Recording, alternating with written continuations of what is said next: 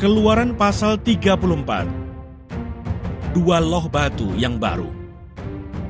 Berfirmanlah Tuhan kepada Musa, pahatlah dua loh batu sama dengan yang mula-mula. Maka aku akan menulis pada loh itu segala firman yang ada pada loh yang mula-mula yang telah kau pecahkan. Bersiaplah menjelang pagi dan naiklah pada waktu pagi ke atas gunung Sinai. Berdirilah di sana menghadap aku di puncak gunung itu. Tetapi janganlah ada seorang pun yang naik bersama-sama dengan engkau, dan juga seorang pun tidak boleh kelihatan di seluruh gunung itu. Bahkan kambing domba dan lembu sapi pun tidak boleh makan rumput di sekitar gunung itu. Lalu Musa memahat dua loh batu sama dengan yang mula-mula. Bangunlah ia pagi-pagi dan naiklah ia ke atas gunung Sinai, seperti yang diperintahkan Tuhan kepadanya, dan membawa kedua loh batu itu di tangannya. Turunlah Tuhan dalam awan, lalu berdiri di sana dekat Musa serta menyerukan nama Tuhan. Berjalanlah Tuhan lewat dari depannya dan berseru, Tuhan, Tuhan, Allah penyayang dan pengasih, panjang sabar, berlimpah kasihnya dan setianya, yang meneguhkan kasih setianya kepada beribu-ribu orang, yang mengampuni kesalahan, pelanggaran dan dosa, tetapi tidaklah sekali-kali membebaskan orang yang bersalah dari hukuman, yang membalaskan kesalahan bapa kepada anak-anaknya dan cucunya, kepada keturunan yang ketiga dan keempat.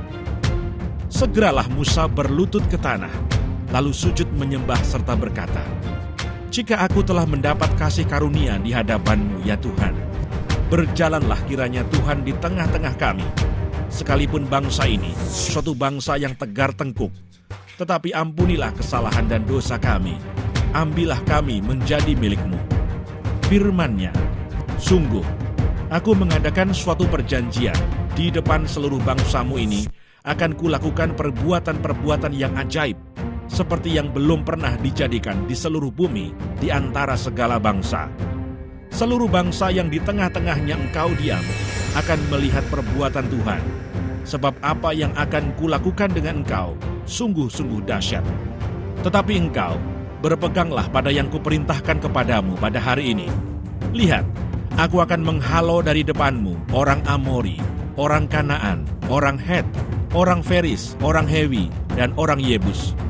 Berawas-awaslah, janganlah kau adakan perjanjian dengan penduduk negeri yang kau datangi itu, supaya jangan mereka menjadi jerat bagimu di tengah-tengahmu.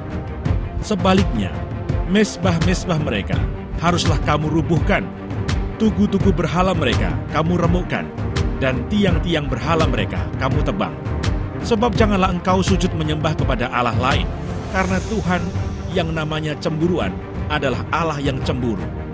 Janganlah engkau sampai mengadakan perjanjian dengan penduduk negeri itu, apabila mereka berzina dengan mengikuti Allah mereka, dan mempersembahkan korban kepada Allah mereka.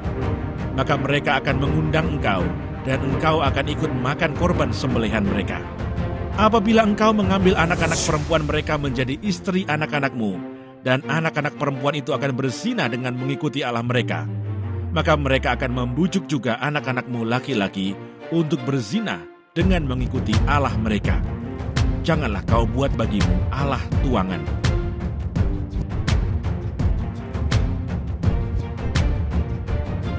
Hari raya roti tidak beragi haruslah kau pelihara.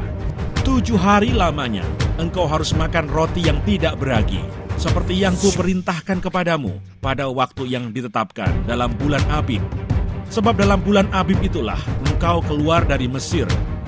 Segala apa yang lahir terdahulu dari kandungan, akulah yang empunya. Juga segala ternakmu yang jantan, anak yang lahir terdahulu dari lembu atau domba. Tetapi anak yang lahir terdahulu dari keledai, haruslah kau tebus dengan seekor domba. Jika tidak kau tebus, haruslah kau patahkan batang lehernya. Setiap yang sulung dari antara anak-anakmu, haruslah kau tebus. Dan janganlah orang menghadap ke hadiratku dengan tangan hampa. 6 harilah lamanya engkau bekerja, tetapi pada hari yang ke-7 haruslah engkau berhenti. Dan dalam musim membajak dan musim menuai, haruslah engkau memelihara hari perhentian juga. Hari raya 7 minggu, yakni hari raya buah bungaran dari penuaian gandum, haruslah kau rayakan. juga hari raya pengumpulan hasil pada pergantian tahun. 3 kali setahun, segala orangmu yang laki-laki harus menghadap ke hadirat Tuhanmu, Tuhan Allah Israel. Sebab aku akan menghalau bangsa-bangsa dari depanmu dan meluaskan daerahmu, dan tiada seorang pun yang akan mengingini negerimu, apabila engkau pergi untuk menghadap ke hadirat Tuhan Allahmu 3 kali setahun. Janganlah darah kurban sembelihan yang kepadaku kau persembahkan beserta sesuatu yang beragi, dan janganlah ada dari kurban sembelihan pada hari raya Paskah bermalam sampai pagi. Yang terbaik dari buah bungaran hasil tanahmu haruslah kau bawa ke dalam rumah Tuhan Allahmu. Janganlah engkau masak anak kambing dalam susu induknya.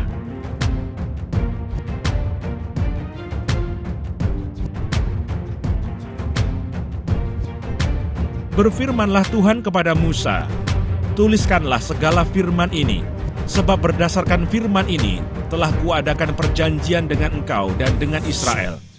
Dan Musa ada di sana bersama-sama dengan Tuhan 40 hari, 40 malam lamanya, tidak makan roti dan tidak minum air.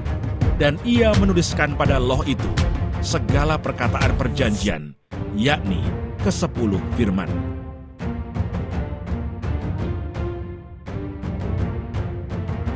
Ketika Musa turun dari Gunung Sinai, kedua loh hukum Allah ada di tangan Musa ketika ia turun dari gunung itu.